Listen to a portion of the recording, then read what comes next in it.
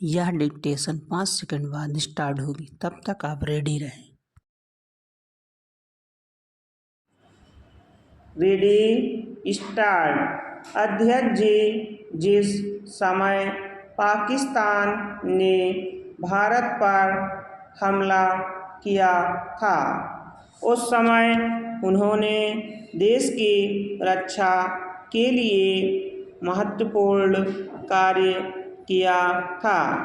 इसके साथ ही मैं मंत्री महोदय को यह भी स्मरण दिलाना चाहता हूँ कि शायद उन्होंने इस पर ध्यान नहीं दिया कि इस बार जो राष्ट्रीय पुरस्कार मिले हैं उनमें रेलवे प्रशासन को केवल 2 ही प्राप्त हुए हैं, जबकि मैं ऐसा मानता हूँ कि हमारी सेना के बाद अगर किसी ने युद्धकाल में सराहनीय कार्य किया है तो वह रेलवे प्रशासन अथवा रेलवे कर्मचारी और अधिकारी हैं। इसलिए उनके मनोबल को बनाए रखने के लिए और उनको प्रोत्साहित करने के लिए रेल मंत्री को इस बात पर भी ध्यान रखना चाहिए और इसका प्रयास करना चाहिए कि जो भी इस तरह के प्रोत्साहन मिले उनमें रेलवे का विशेष ध्यान रखा जाए।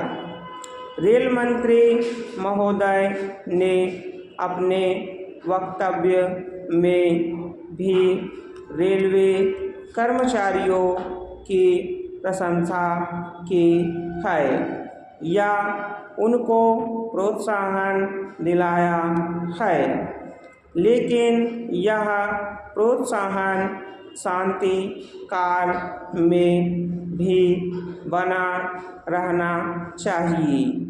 रेलवे ने युद्ध काल में जो काम किया वह तो देश की रक्षा का महान उद्देश्य था, लेकिन उसके बाद देश के निर्माण में या गरीबी मिटाने के लिए जो युद्ध होता है उसमें भी प्रत्येक रेलवे कर्मचारी को का मनोबल उसी तरीके से बना रहे।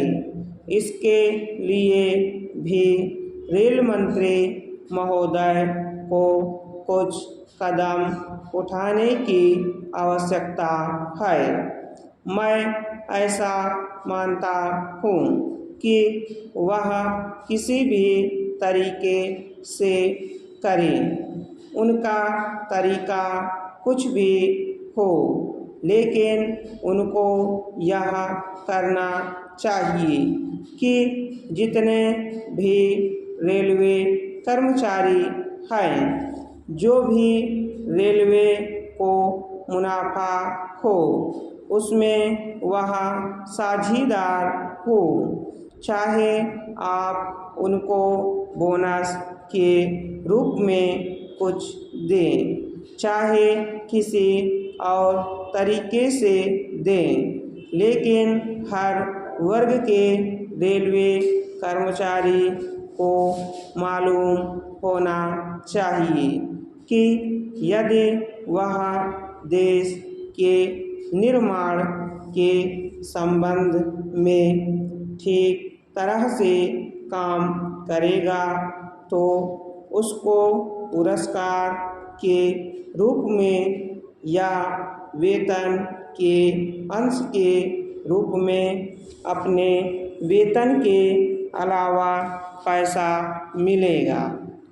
इसी प्रकार इस संबंध में मैं एक और सुझाव देना चाहता हूँ।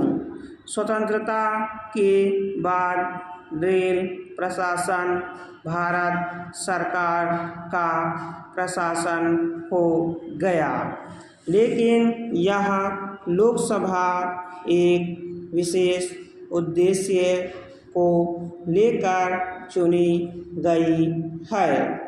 यह उस कार्यक्रम का एक नमूना ही है। गांधी जी ने जीवन के सभी पहलुओं पर प्रकाश डाला था। धन को वे संयम से व्यय करने के हक में थे। स्टॉप।